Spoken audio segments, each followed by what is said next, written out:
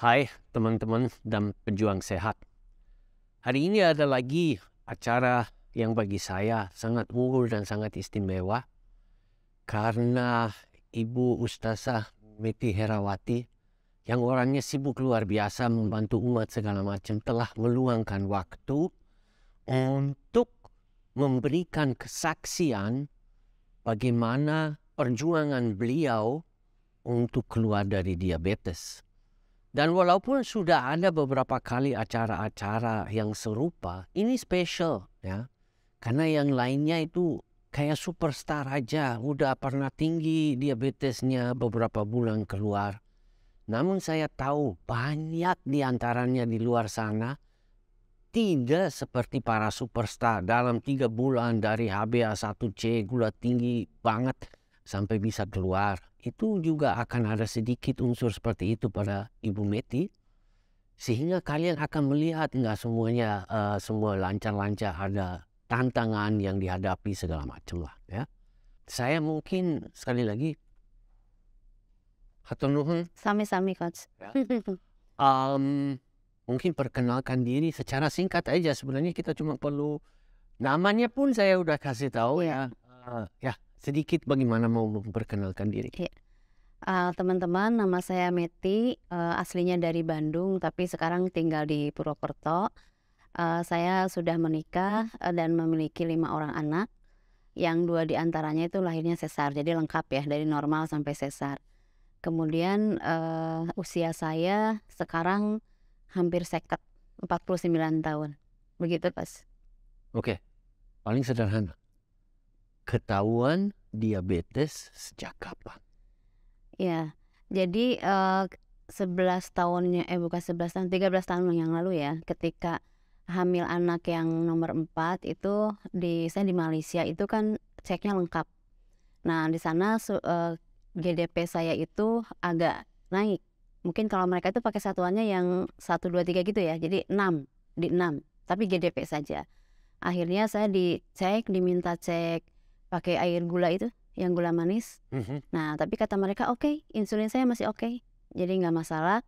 Jadi saya nggak dikasih obat untuk menurunkan gula darah. Maaf, saya mau potong sebentar karena saya takut banyak teman yang tidak paham yang dimaksudkan dengan air gula segala macam. Untuk TTGO apa namanya? OGT, Oral Glucose Tolerance Test. OGT ya, Di bilang mana aja. Anda minum sesuatu yang sangat amat manis, and then mereka ukur kalau nggak salah setengah jam, 1 jam, 2 jam, itu yang dimaksud. Iya, GDP-nya yang tinggi, tapi setelah minum air gula itu, air manis itu tidak ada kelonjakan gitu. Jadi kesimpulan dokternya ini hanya bersifat hormonal gitu ya. Nah sudah, kemudian ya nggak dikasih obat sih, nggak dikasih obat penurun gula darah karena ini sifatnya hormonal. Tapi ternyata pas lahir anaknya besar, 4,5. Oke. Ya, itu sesar, tapi sesar pun lancar dan lukanya itu cepat, bahkan lebih cepat dari orang biasa kata dokter gitu ya. Jadi nggak jadi lukanya lama, biasanya gitu kan. Nah kemudian hamil lagi anak ke-5 sama, dan berat badannya juga naik gitu. Nah dari situ Meti cuma memang kata dokter itu kamu nggak usah minum obat tapi kamu jaga makan. Nah jaga makan di sini kan biasalah, glikemik rendah kayak gitu-gitu loh Coach. Nah tapi Meti ya jalani saja. Bahkan Meti pernah diet ini apa namanya, raw food. Jadi kalau pagi-pagi itu minum jus sayur sama jus buah. Itu berapa ya, 3 tahun. Jadi pagi-pagi itu nggak makan nasi, nggak makan apa-apa, cuma raw food itu selama 3 tahun. Tapi nggak pernah diukur gula darah gitu ya, merasa karena nggak ada gejala. Jadi abai sajalah gitu ya. Oke, so berarti 13 tahun yang lalu pertama kali ketahuan gara-gara kehamilan, periksa lengkap segala macam, kelihatannya gula darah puasanya agak tinggi. Dokternya bilang sebenarnya sih nggak apa-apa, itu hormonal. Yang by the way guys, itu benar karena seorang ibu yang sedang hamil memang bisa menyebabkan mempunyai diabetes gestasional yang yang pada dasarnya merupakan diabetes sementara yang terkait dengan kehamilan. saya malah nggak setuju bahwa itu diberikan nama diabetes karena itu reaksi tubuh Saat yang ya. biasa. Oke, tapi nggak apa-apa. So berarti ketahuannya itu cuma kebetulan karena Iya. periksa kehamilan segala macam. Iya. So berarti sebelumnya juga Anda nggak merasa gejala Nggak ada. apa? Nggak ada. Nah pas kemudian Meti harus merasa periksa intens itu 2021 awal. Saat itu Meti sakit gigi. Nah sakit gigi, terus sama dokter diperiksa itu giginya itu berlubang, kemudian pokoknya parah, infeksi parah, tapi dokter nggak berani untuk mencabut karena tensinya tinggi, 160. Tensi. Tensinya tinggi, Oke. 160. Kata dokter turunkan dulu, ini beresiko. Dan ibu tolong ya katanya, karena saya udah langganan ya sama dokternya. Di ini ya, dicek gula darahnya. Kemungkinan ibu gula darahnya juga tinggi karena dilihat dari gusinya itu merah sekali kata dokter itu gitu. Nah, Meti akhirnya beli alat karena terus terang ya, Kos, Meti itu takut periksa ke dokter. Alat naon? Alat gula, Alat ukur gula. glukometer. Ya. Nah, Meti itu takut ke dokter. Kenapa? Karena bapak juga kan sama diabetes, berobat ke dokter bertahun-tahun, dikasih obat, kemudian makan herbal, tapi nggak sembuh gitu. Jadi Meti itu kalau sama obat itu sensitif. Jadi nggak, daya tahan tubuhnya itu nggak kuat kalau sama obat gitu. Jadi akhirnya Meti cari-cari sendiri lah bagaimana caranya itu. Akhirnya ikut grup yang penurunan berat badan, ini rekayasa dari berat badan. Nah Meti ikut di situ yang sama, hampir sama ya, ZK juga sih, tapi bukan grup kita. Nah akhirnya di situ Meti diet 1 bulan itu langsung turun 7 kilo. Tapi saya mau tanyain satu hal terlebih dahulu. 13 tahun yang lalu itu masih ingat tahun seberapa? 2009. 2009. Oke. Hamil. Nah, tunggu dulu. Saya sekarang mau tanyain justru periodenya antara 2009 sampai 2021 itu kan lama. Iya. Nah, dalam periode ini nggak pernah periksa apa-apa, nggak punya gejala Nggak ada. atau Nggak ada. apa-apa. Nggak ada gejala kayak orang tuh kencing terus ya, atau kebas. Meti nggak ada, sama sekali nggak ada. Masa sih? Iya, cuma masalahnya di gigi. Jadi giginya itu ya ada yang goyang. Capek-capean nggak ada. Nggak. Gangguan kelancaran haid Nggak ada.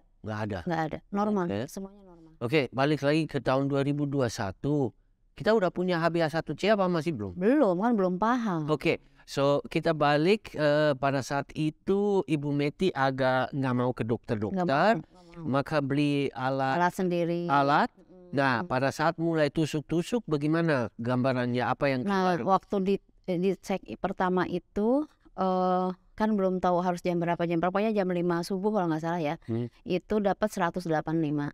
Enggak tinggi amat. Iya, makanya nggak tinggi amat kan. And pada saat itu, tapi Ibu Meti udah makanannya udah mulai rubah kan? Iya, udah mulai dirubah tapi belum seketat Ya, di grup kita. Jadi masih ya nasi nggak dimakan, cuma mengurangi nasi sama roti-rotian lah. Tapi yang lain masih makan buah masih. Oke, buah misalnya masih. Ngopi, setahu saya kebetulan ngopi nggak suka kan? Ngopi suka, Kopi kopi suka, suka. tapi kopinya hitam, Hitam, nggak pakai gula. pakai gula yang itu diabetasol, Oke. itu gitulah. Oke, soft drink gitu-gitu nggak? Enggak, aku nggak suka. Oke.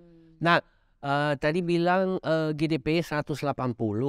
Apakah satu saatnya sempat ukur gula darah habis makan sesuatu sampai bisa tinggi-tinggi atau? Ya, sempat pernah waktu itu kan udah ya, maksudnya menjalani itu mengurangi nasi aja, terus kan baca-baca lagi.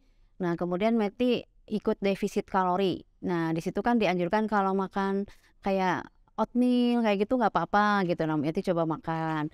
Terus nasi merah, nasi hitam, mau segala jenis warna tuh beras dimakan ya. Nah, kalau sudah makan nasi memang tinggi di atas 200. Nah, itu yang saya misalnya mau tanyakan. Seingat Meti, nilai paling tinggi yang pernah dapat di glukometernya berapa? Itu di 300. 300. Iya, itu tapi bangun tidur langsung cek gitu. Jadi Meti ketiduran, udah makan terus ketiduran, mau terus cek. Jadi pas bangun tidur malam itu jam 9 malam. Nah, 300. kapan Ibu Meti pertama kali mengukur HbA1c? Nah, itu setelah masuk grup. Dan itu terjadi kapan? itu bulan Juni tahun 2021. Nah Juni 2021, oke. nah ini pemicunya ya biar teman-teman ada hikmahnya gitu kan. Waktu itu sahabat Meti itu meninggal, Coach. Meninggal, suami istri meninggal karena COVID itu ya. Ternyata mereka ini gula darahnya tinggi. Itu ketika dirawat di rumah sakit itu baru ketahuan gula darahnya tinggi, tensinya tinggi. Badannya sama kayak Meti besar ya. Dulu Meti yang dulu besar. Nah Meti dari situ kayak ditampar gitu, Coach. Kamu tuh mau gitu aja gitu. Sama siapa? Ya sama diri sendiri, kesadaran oke, sendiri lah. paham. Dengan kondisi ini Meti kan shock ya, teman dekat Meti meninggal dalam waktu berdekatan, anaknya jadi yatim piatu. Terus Meti kan masih diberikan kesempatan hidup gitu ya. Kenapa sih nggak mau merubah gitu? Kamu itu masih ingin menikmati yang begitu, makan yang amburadul, tapi kamu kok nggak sayang sama diri sendiri? Padahal kamu tuh punya anak, masih punya masa depan gitu loh. Akhirnya Meti cari grup diabetes di Facebook. Nah, nyasar ke grup herbal. Meti nggak mau, pokoknya herbal pun Meti nggak mau karena ya itu bapak kan pernah ini. Nah, akhirnya nemu langsung di atas itu langsung diabetes dengan nutrisi, wah ini cocok gitu. Terus Meti masuk situ, Meti nggak nanya, kok nggak berani gitu ya. Pokoknya Meti baca-baca, kan biasanya kalau grup-grup gitu mah suka pada bercanda ya, bukan bully lah, bercanda gitu. Makanya Meti ikuti aja baca-baca. Nah, akhirnya ya udah Meti langsung terapkan.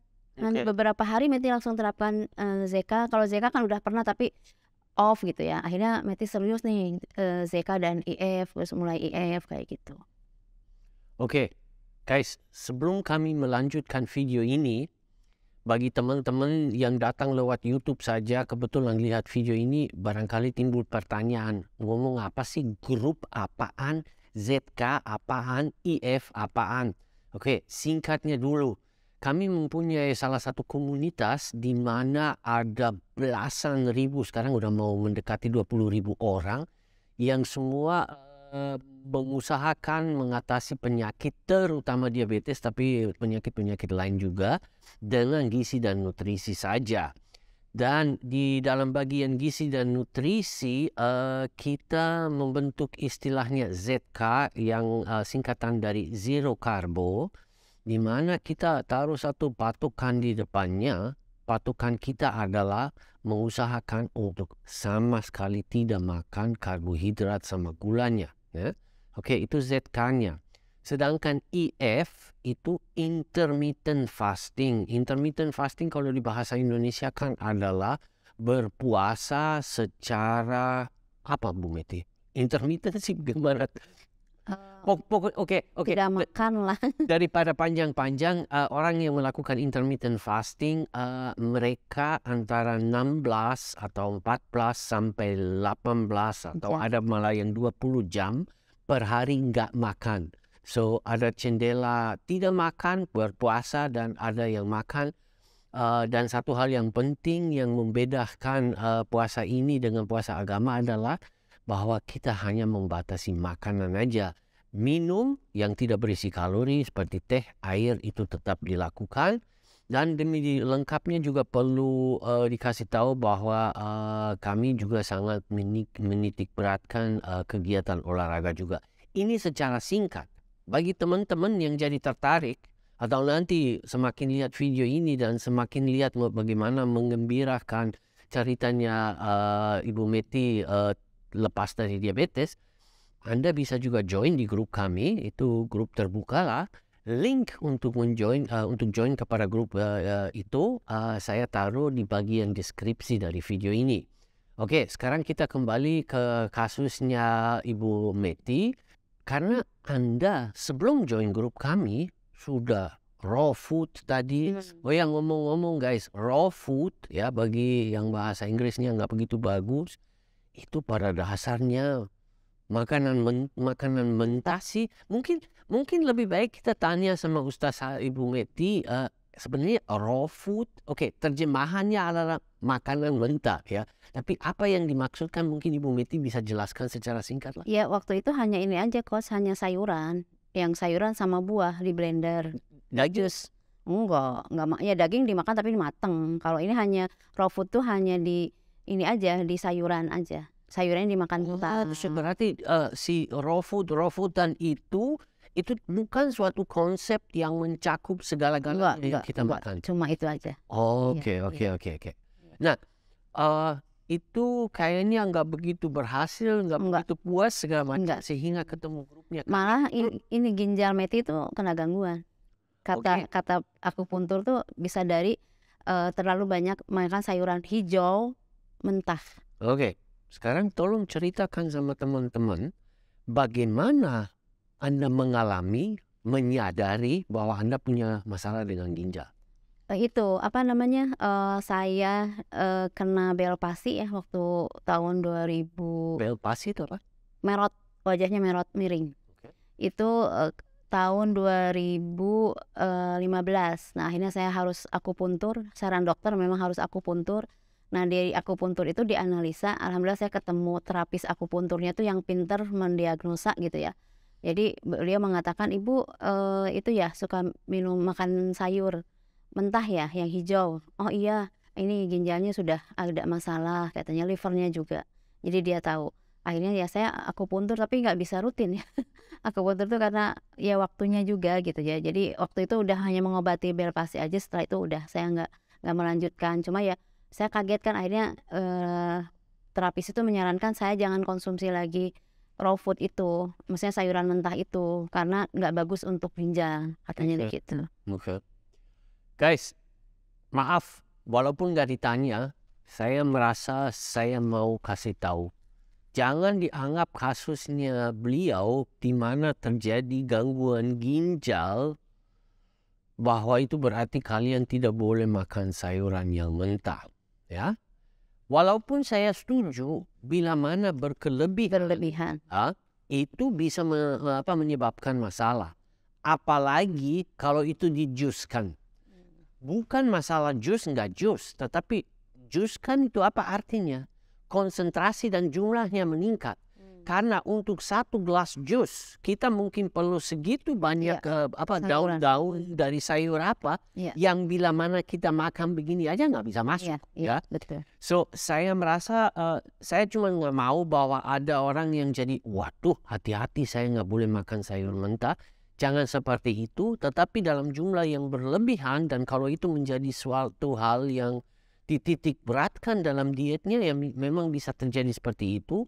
Dan saya juga mau menambahkan, kan kasusnya Ibu Meti itu lumayan menarik karena walaupun beliau nggak pernah ke rumah sakit HbA1c dan prosesnya juga lama, tapi sekarang kan semuanya udah mulai jadi terang, ginjalnya bermasalah, sempat pernah punya gula darah yang tinggi, tensinya pernah tinggi. Nah sekarang kita sudah mulai melihat gejala-gejalanya yang ada, sehingga saya merasa bahwa masalah yang terjadi di ginjalnya beliau itu bukan hanya dari raw foodnya aja, ya perkembangannya diabetes pasti juga berperan serta.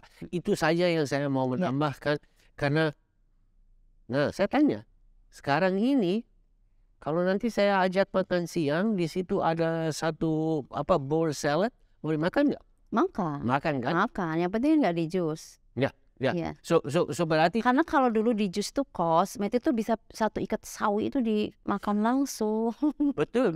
Itu pengen langsing tapi nggak langsing juga. Oke, masuk ke grup belajar ajaran kami yang pada dasarnya mengutamakan hewani, ya kan? Iya.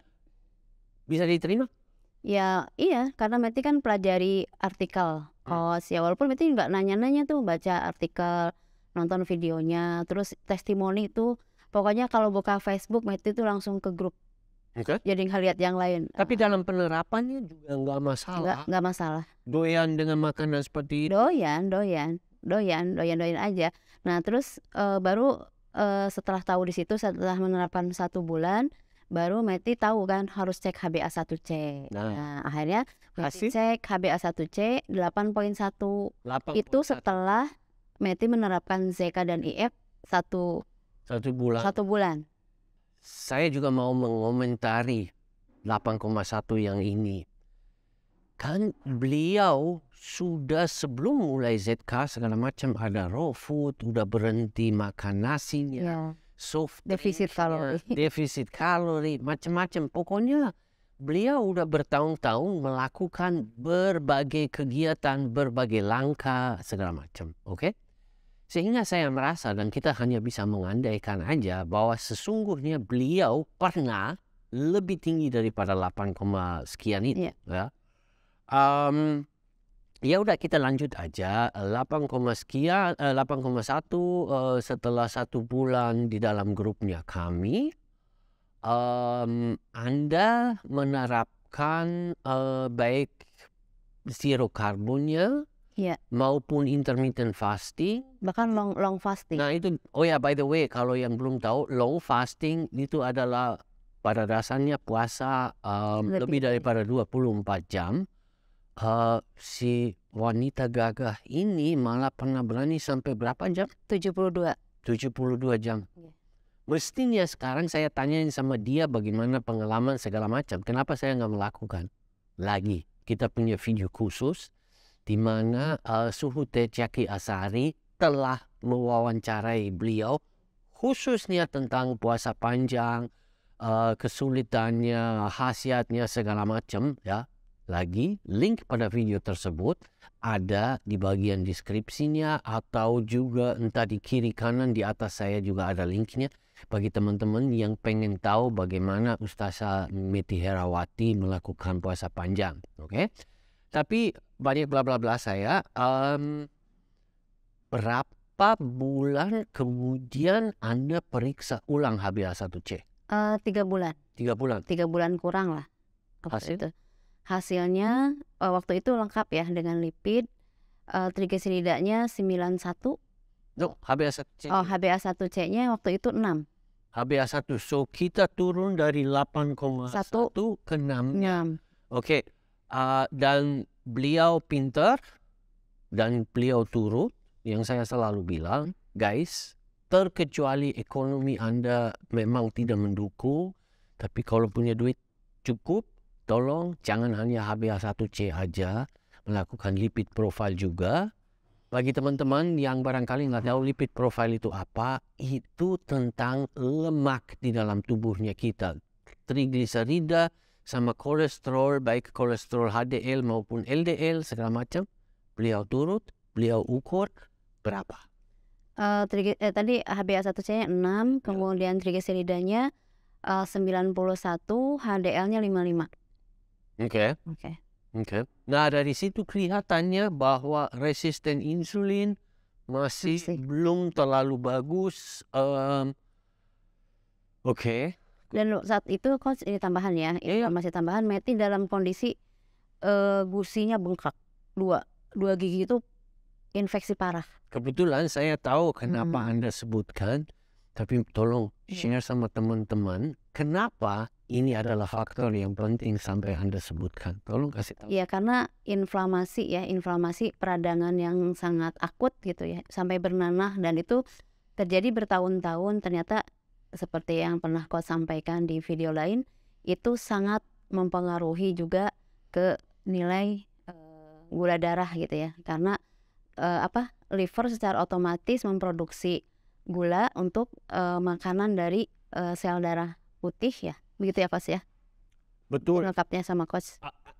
Justru saya nggak mau terlalu lengkap karena saya merasa nggak kesempatan di sini. Iya. Tapi Anda sangat benar bahwa inflamasi sangat pengaruhi HbA1c karena pada saat kita inflamasi kita punya tentara. Iya. Tentara sistem imun kita. Antara lain adalah sel darah putihnya.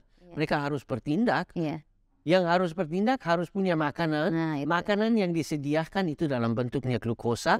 Oleh sebab itu orang yang memiliki inflamasi pasti terjadi kenaikan kadar gula darahnya. Ya. So penting sekali bahwa kemungkinan besar HbA1c beliau yang 6 sebenarnya itu udah bagus. Tapi ini orangnya selalu kejar kesempurnaan, bahwa itu masih belum 100% sempurna dan puas. Bukan karena beliau nggak berhasil, bukan karena beliau nggak disiplin atau apa, namun inflamasinya. Oke? And nilai-nilai yang barusan kita bahas, kapan tuh? Itu akhir 2021. akhir 2021, sekarang kita pada saat rekam video ini tahun 2023. So itu setahun yang lalu. Iya. Udah, sekarang tolong ceritain apa yang terjadi selama 2022 misalnya. Iya. Berapa kali periksa lagi, HbA1c-nya turun lagi, Iya. naik lagi, atau gimana? Nah, Meti periksa lagi sekitar setelah itu tuh 3 kali ya. Dan sebelum periksa yang kedua itu satu keluarga itu terkena COVID. Cuma yang waktu itu semua parah, Coach. Suami itu paling parah. Dia nggak bangun 5 hari. Meti yang rawat. Anak pun sama. Meti cuma 1 jam. Demamnya cuma 1 jam. Nah, tapi ternyata setelah itu Meti merasakan kok badan jadi nggak enak. Akhirnya cek terus kan. Gula darah pagi, GDP terutama tuh melonjak tinggi. Jadi seperti awal lagi. Jadi kayak awal lagi gitu. Seberapa? Ya 150 gitu kan GDP-nya. Nah, akhirnya setelah itu 2 bulan apa 3 bulan lupa ya. Cek HbA1c, Meti berharap sudah turun karena dulu udah 6, sedangkan pola makan sama, olahraga juga sama, bahkan kualitas tidur lebih baik dari dulu. Ternyata malah naik di 7,1. Dari 6 Dari 6, sampai iya. ke 7. Nah, tapi sekarang udah turun lagi, udah ke 6 lagi. Tapi memang masih ada inflamasi. Inflamasinya kata dokter ini ibu karena udah lama didiemin gitu ya, jadi lama gitu ininya prosesnya. Oke. Sekarang malah saya tanya sama ibu. Iya. Seperti saya bilang tadi, Ibu Meti orangnya kejar kesempurnaan, dan saya merasa itu hal yang baik. Maka dia mungkin belum terlalu puas, dan dia selalu juga cari alasan kenapa belum sampai puas. Dan apa yang saya dengar dari ngomongannya beliau adalah bahwa Anda menyalahkan inflamasinya. Begitu? Nggak menyalahkan sih ya. Atau maaf ya, mungkin pilihan kata saya nggak tepat, tapi Anda merasa itu faktor utamanya ya, apa sih bertanya-tanya gitu kok. Meti kan sudah ZK-nya sudah ketat ya, full hewani lah. Icip-icip itu jarang sekali. Setelah COVID pun sama, Coach. Jadi ya sama lah dengan dulu, cuma dulu itu olahraganya aerobik, sekarang tambah jalan malah tambah lama 1 jam. Tapi kok malah naik gitu kan, jadinya bertanya-tanya apa yang terjadi dengan tubuh ini. Cuma memang ya ini nggak tahu ya berhubungan apa tidak, mungkin nanti Coach bisa menjelaskan. Tahun 2015 itu Meti divonis ada melanoma. Tahun berapa? 2015. 2015. Iya. Oke. Saya malah nggak mau kesananya. Iya. Karena menurut saya gak ada hubungannya. Atau kalau ada hubungan, sebaiknya saya pergunakan kata keterkaitan. Iya. Cilik banget. Iya. Ya. So tidak bisa dikaitkan saya punya melanoma oleh sebab itu gula darah saya nggak beres, atau sebaliknya melanoma saya muncul gara-gara enggak. Tapi saya mau ke satu faktornya lagi. Iya. Ibu kan rajin ukur HbA1c, lipid segala macam lah. Timbang di mana? Nimbang ya? Ya. Iya, ada timbangan. Nah, sekarang saya mau tanya, mungkin Anda masih ingat perkembangan berat badannya selama tahun 2022 itu kumaha? Stagnan sih, Coach. Nggak naik, nggak turun. Nggak naik, nggak turun? Nggak. Jadi awal ZK itu langsung turun 7 kilo. Itu 1 bulan ya. Kemudian bulan berikutnya turun 1 kilo, total 10. Tapi setelah itu udah enggak. Dan sekarang ada kenaikan 1 kilo. Tapi itu Meti setelah intensif angkat latihan beban. Oke. Iya. Oke. Saya tidak mau bilang olahraga nggak cukup atau caranya nggak oke atau apa. Namun ini sekarang pendapat. Ya. Bisa bahwa inflamasi yang Anda mengalami mempengaruhi HbA1c. Iya. Namun menurut saya faktor yang paling berbobot, paling menonjol itu adalah di berat badan, ya. Dan maaf ya, ini sensitif lah. Walaupun Anda tentunya dengan baju seperti orang Muslim yang baik, agak tertutup semua, saya tetap kelihatan bahwa mungkin di BB masih ada masalah. Iya. Ya. Oleh sebab itu, tentunya yang masalah gigi, by the way, masalah gigi sekarang udah beres apa belum? Gigi akhirnya alhamdulillah bisa dicabut karena gula darahnya kan udah turun ya waktu itu ya. Tensi juga udah turun kalau sudah normal. Udah dicabut. Cuma memang kalau kata dokter, jadi si peradangannya itu masih ada walaupun tidak sakit. Jadi di gigi depan ini masih ngilu-ngilu gitu. Oke. Nah, masalahnya itu Tapi yang bernanah udah nggak ada, udah dicabut. Oke. Karena kalau biasanya sih inflamasi terjadi di salah satu gigi yang bermasalah, dan biasanya entah dikasih crown atau dicabut atau di root canal itu mestinya beres. So, tapi itu saya nggak mau terlalu banyak ngomong karena saya nggak punya terlalu keahlian. Saya yakin dentist Anda sudah menangani dengan benar sehingga faktor ini kita sudah bisa eliminasikan. Dan untuk kita mendapatkan HbA1c yang di bawah 6, karena itu yang Anda kejar kan, mudah-mudahan sampai 5,6. Sekali lagi saya agak yakin bahwa di berat badannya. Kita mungkin bisa duduk sampai besok di sini. Apakah itu bisa dicapai dengan meningkatkan jumlah lemaknya? Atau sebaiknya anaerobik atau aerobik atau apa? Terus terang saja saya nggak mau ke diskusi ini. Karena juga apa yang paling efektif itu bisa beda-beda sama orang-orang. Kemudian Anda sendiri orangnya sangat pintar, sehingga saya yakin Anda bisa cari sendiri yang mana paling cocok. But at the end of the day, ya, pada ujungnya tidak ada rahasia. Karena kita banyak dipengaruhi sama pihak kiri kanan. Kamu harus makan lebih banyak lemak. Kamu jangan makan malam. Apalah ceritanya. Tapi pada ujungnya, selama apa yang masuk ke dalam tubuh melebihi apa yang dibakar oleh tubuh, kita entah akan naik atau kita akan pertahankan. Sedangkan bila mana kita memasuki yang dinamakan caloric deficit, di mana masuknya kurang daripada yang dibakar, baru akan terjadi penurunan. Ya. Itu prinsip fundamental, itu hukum fisikanya. Ya. Bagaimana Anda ke sana? Ya kan orang Kristen bilang banyak jalan menuju ke Roma, orang Islam mungkin bilang banyak jalan menuju ke Mekah. Sedangkan juga saya yang mengatakan banyak jalan menuju ke penurunan berat badan. Olahraga. Dan satu hal lagi, kebetulan tadi saya dengar satu acara lain di mana istri saya juga berbincang dengan teman mengenai hal itu. Olahraga jangan hari ini atau saya setiap hari setengah jam atau 1 jam olahraga, udah itu aja. Enggak. Kejar belum tentu dalam bentuk waktu, ya, karena waktunya kita punya terbatas, kita punya anak, kita punya ini.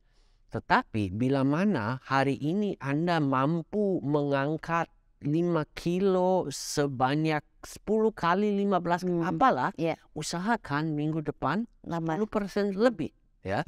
Atau kalau Anda jalan kaki di keliling alun-alun atau apapun di sepeda statik atau apa, biasanya dalam 1 jam mendapatkan jaraknya sekian, coba ditingkatkan. So pokoknya apakah Anda mau tingkatkan dari intensitas, dari durasi, dari bobotnya, doesn't matter. Yang penting ada peningkatan. Kemudian saya juga merasa puasa panjangnya tetap, karena Anda jago. Pernah ngomong sama saya bahwa bagi Anda itu bukan hal-hal yang besar-besar. Karena di puasa panjang ya, tubuh udah jelas terpaksa. Mau nggak mau, tubuh harus mengambil dari lemak simpanan kita. So saya berharap dan saya sarankan kepada Anda untuk itu dilanjutkan. Ya. Sedangkan di makanan, ya lihat aja. Tapi ngomong-ngomong makanan, mungkin ada banyak teman yang mau tanya. Setelah Anda masuk ke grupnya kami, apa sih yang Anda makan? Tapi sebelum Anda jawab, saya mau tanya, yang masak sopo? Saya. Ibu sendiri. Dan kebanyakan makanan yang Anda konsumsi di rumah? Iya. Saya jarang makan di rumah. So tolong ceritain sama teman-teman? Karena banyak orang yang disuruh atasi diabetes dengan gizi dan nutrisi nggak bisa kebayang. Aduh, saya nggak boleh makan nasi. Gimana saya nanti mau makan Iya. apa? So kira-kira makanan sehari-hari apa? Ya mayoritas hewani ya, dominan hewani. Kebetulan saya juga nggak begitu suka tahu tempe, nggak begitu suka dari dulu. Jadi Makanya lari dari Sunda. iya. Saya nggak begitu suka, memang dari dulu mama nggak ngasih. Jadi saya lebih ini aja, telur, yang utama itu telur. Kemudian pokoknya variasi ya, selama 1 minggu itu saya belanjanya kan 1 minggu langsung. Jadi telur, ikan, otak sapi itu saya suka banget. Kemudian ginjal. Sekarang saya jadi penasaran. Iya. Di mana you dapat otak? Di pasar banyak. Kok aneh? Saya di pasar simpan di dagu sana. Oh, di sini banyak. Ada, dia jaga sendiri. You harus pesan terlebih dahulu atau dia selalu ada? Enggak selalu ada juga. Cuma kalau pas ada ya Meti beli. Tapi biasanya si tukangnya udah tahu. Kalau hari Jumat Meti ke pasar tuh pasti belinya itu. Kalau ada ya langsung dua kepala gitu. So berarti salah satu fokusnya adalah lebih banyak konsumsi segala macam hewani, Iya. baik telur maupun daging-dagingan. Iya. Ikan? Ikan, iya. Ikan. Oke. Iya. Cuma kalau di sini ikan itu apa ya? Kalau yang pengen kualitasnya bagus tuh agak susah gitu. Jadi harus subuh gitu ke pasarnya gitu. Tapi sekarang alhamdulillah ada tetangga yang langganan, dia dari langsung dari pantai, dia suaminya ngambil dari pantai, dia promosi dulu lah di tetangga, di grup gitu, di WA. Kembali ke masalah intermittent fasting, di mana orang kebanyakan cuma makan 2 kali sehari. Apakah Anda melakukan intermittent fasting atau? Oh iya, Ya. iya. Jadi saya tuh Ketat terakhir atau? pokoknya minimal setiap hari itu 16 jam. Oke. Kalau bisa 18 jam. Anda lebih suka pertama kali makan sarapan plus makan siang, udah selesai lagi, atau makan siang plus makanan sore? Nah gini, Meti itu kan seringnya setiap hari itu harus ngisi acara, host. Dan itu kan butuh energi ya. Jadi kemarin tuh biasanya seringnya Meti sarapan jam 8:30 lah. 8:30 sarapan, jadi makan terakhir itu jam 4. Oke, so Anda lebih ke sarapan plus makan siangnya. Iya. Tapi kalau memang masih memungkinkan, misalkan belum lapar, ya udah ditunda. Walaupun ngisi acara, Meti kayak kemarin tuh makan jam 11, walaupun terakhirnya jam 4. Nah sekarang saya senang bahwa Anda cerita bahwa Anda banyak ikut acara-acara. Kita kan di Indonesia tidak ada acara di mana tidak ada makan. Itu sudah jelas kan, pasti ada Oh makan. pasti. Tetapi di situ kan makanan Indonesia, nasi sama 1.100 jenis makanan karbohidrat. Bagaimana Anda bersikap? Apa nggak makan sama sekali atau pilih-pilih atau bagaimana? Ya kalau biasanya sih kalau ada yang masih bisa dimakan ya, misalnya kayak kacang rebus, itu Meti nyicip, ya kan nggak enak gitu ya. Tapi kalau kayak kue-kue udah nggak. Kue, nasi. Kemarin tuh baru 2 hari berturut-turut tuh diajak temen, diundang makan besar, ya Meti makan lauknya aja. Akhirnya kan mereka nanya, kok Bu nggak makan? Nggak, saya pengen langsing, kata saya gitu. Akhirnya Pak ada juga yang ngikutin, sekarang aja deh saya juga mau ikutan, makannya dikit aja gitu, makan nasinya dikit aja. Jadi ya kalau Meti mah bodo amat, orang mau ngomong apa juga bodo amat. Nggak apa ya, istilahnya kan untuk kepentingan sendiri ya. Jadi ya udah, nggak usah mikirin orang. Bahkan Ibu Meti, karena kebetulan saya sudah lumayan lama kenal sama Anda, Ibu Meti punya satu perbedaan sama orang lain. Ibu Meti itu orang yang ngomong, saya mau segala macam. Oleh sebab itu, saya merasa jangan hanya bilang saya mau langsing. Membantulah menyebarkan kesadaran tentang bahayanya diabetes. So kalau di salah satu karena Ibu Meti juga jelas bukan orang malu yang ngomong apa adanya, ya kan, kita lagi video. So saya merasa cobalah kalau di acaranya, karena kan Anda di acara itu banyak acara yang berkaitan dengan agama dan dengan posisi Anda sebagai ustazah. Sudah Kos, cuma memang orang nggak mudah ya ngerubah mindset masalah makan itu, ternyata memang luar biasa. Sudah sering sampaikan. Kan mereka akhirnya nanya-nanya kan. Jadi setiap pengajian itu pasti terakhirnya itu kan makan-makan. Sedangkan Meti kan pilih-pilih makan. Mereka akhirnya kan nanya. Meti jelaskan, cuma ya tidak mudah bagi orang itu. Tapi ya biarin aja, yang penting misalnya untuk Patty sendiri lah minimal itu tetap menjaga gitu. Ya ada yang sedikit-sedikit ngikutin, Nah, ada. tadi saya mau kembali lagi ke masalah makanan sehari-hari. Di situ saya punya 2 pertanyaan. Hewani, daging-dagingan itu udah jelas Iya. Anda perbanyak.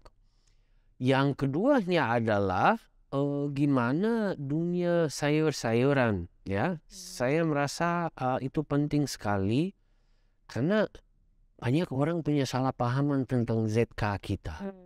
Mereka pikir kita radikal atau Iya. kita terlalu strict, padahal kan tadi waktu saya Iya. jelasin bilang kita punya patokan. Kita mau ke sananya, tapi kalau nggak apa-apa.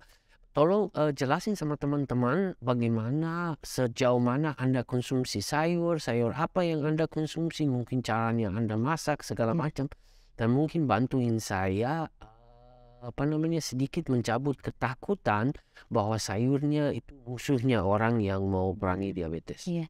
Kalau sayur saya lebih seringnya toge, Coach. Toge, timun.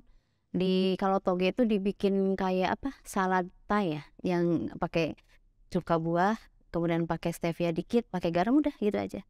Seringnya begitu. Atau di sop kalau brokoli gitu, di sop apa tapi nggak pakai kentang ya. Biasanya brokoli kubis yang putih itu gitu. Cuma berarti memang minim. Ya makan sih makan, cuma nggak, ya dominan tetap Hewani. hewani. Iya. Karena kan itu masih ngejar ya, masih belum belum di bawah 5,7, jadi ya harus tetap, kalau Meti ya masih harus masih dominan Oke. hewaninya. Tidak salah, Iya. sama sekali enggak. Cuman bila mana Anda doyan sayur, bebas sebebas. Iya. Terkecuali ubi-ubian sama kentang-kentang. Iya. Karena Memang nggak suka juga memang. saya sekarang kasih tahu kenapa saya malah anjurkan sayurnya. Karena seperti saya katakan tadi, salah satu problem kenapa HbA1c Anda masih belum sempurna, menurut saya adalah di berat badan. Oke? Dan walaupun tadi saya janji saya nggak mau bicarakan strateginya, tetapi saya mau kasih penjelasan sedikit kenapa memperbanyak sayur barangkali membantu dalam upaya Penurunan berat badan. Penasaran nggak? Iya. Karena sebagaimana Anda tahu, sebagian dari sayur, sebagian besar malah, karbohidrat yang di dalamnya adalah dalam bentuk serat yang tidak dapat dicernahkan oleh tubuh kita. Oh iya. Oke? Tapi bikin kenyang gitu ya. Nah, exactly. Sekali lagi Anda curi momennya yang saya lagi membangun. Anda sangat benar. Iya. Di samping kita dapat vitamin, kita dapat mineral, ya, kita nggak dapat dampak gula darah karena serat. Iya.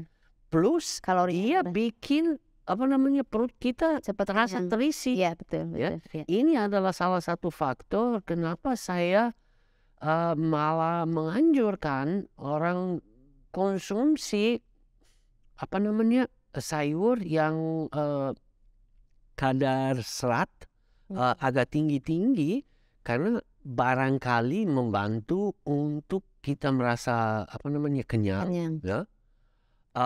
Walaupun ya juga guys, jangan salah paham, yang jauh lebih berbobot dan sudah benar di Ibu Meti adalah protein, ya, karena protein adalah yang paling gampang bikinin kita kenyang, ya.